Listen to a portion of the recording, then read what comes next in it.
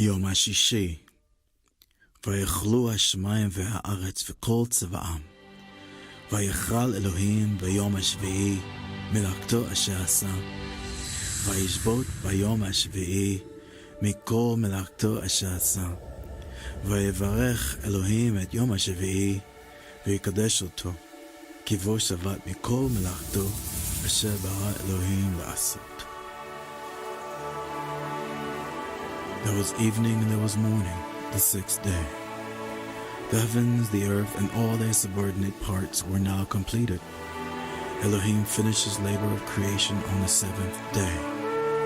And he ceased from all of his labor of creation on the seventh day. Elohim blessed the seventh day and sanctified it. For it was then that he ceased from performing all his labor that Elohim had created.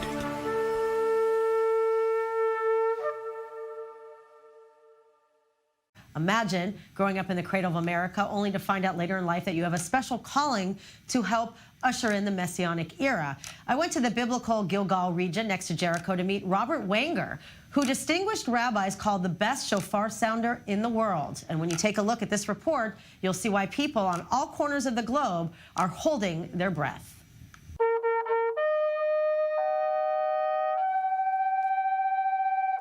As a child, Robert Wenger was the lead trumpet player for his junior high school band and the bugle player in the Boy Scouts. He is the son of a Holocaust survivor, who he describes as a Renaissance man. He lived to be 100 years old. He was born on Rosh Hashanah, and he ended up dying on Rosh Hashanah on a second Jubilee. It's a double portion of Jubilee. Little did his dad know nearly 50 years ago that this painting of 5 hands holding a shofar would prove prophetic. His hands somehow wrote the name of God into the painting. On the hand holding the shofar, in the shadows of the fingers on the knuckles of the hand, they saw Yud, Hey, Vav, Hey, the name of the Lord. Next thing he knew, he got the call to come to Israel. And on his trip, he was asked by a fellow tourist to hold his souvenir shofar while he went to the bathroom. The next thing that everyone knew,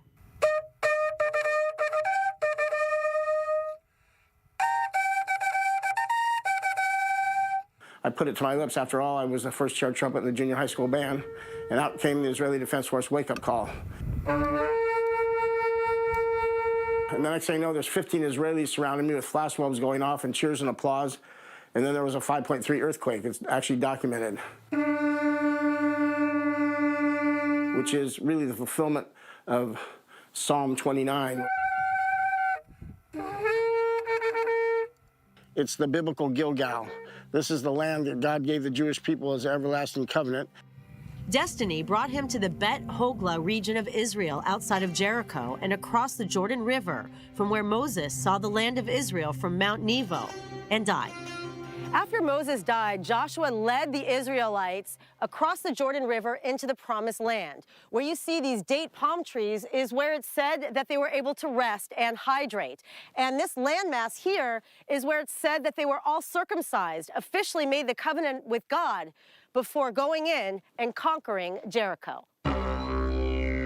And to celebrate, the Israelites went around Jericho 7 times to the sound of the biblical trumpet and entered into the Promised Land.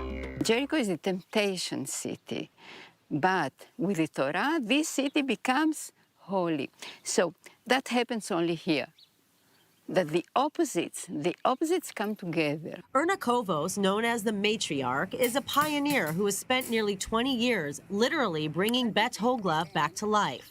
Her mission is to share the divine nature of this region next to the Dead Sea.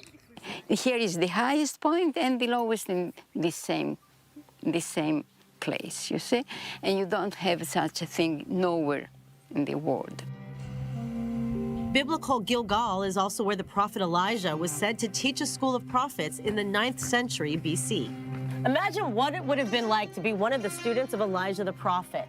Well, it is said that they studied here in these caves, and his protege, Elisha, recalls the time that Elijah literally ascended to heaven in a chariot of fire. Robert's Shofar So Great draws hundreds of Jewish and Christian tourists from all over the world, where he shares with them the prophetic power of the shofar. and Amen. even passing the ancient baton to female novices like me. In the Gilgal region of Israel, Emily Francis, I-24 News.